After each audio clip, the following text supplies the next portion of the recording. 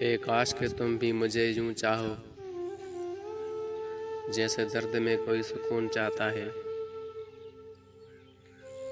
وہ خوش نصیب ہمارا نصیب پیتے ہیں، تمہارے ہاتھ کی چائے رقیب پیتے ہیں۔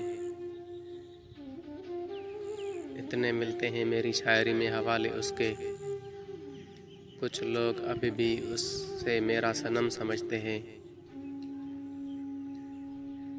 صاحب مجھے انصاف چاہیے، دل میرا ہے تو پھر مالک کوئی اور کیوں؟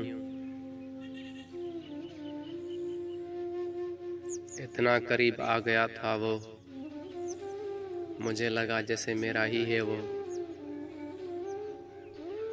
سوچتا ہوں کیا بتاؤں گا ان کو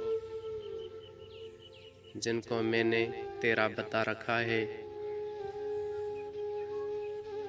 نگاہ ناز دل کا سوال کرتے ہو، نظر سے کرتے ہو باتیں کمال کرتے ہو۔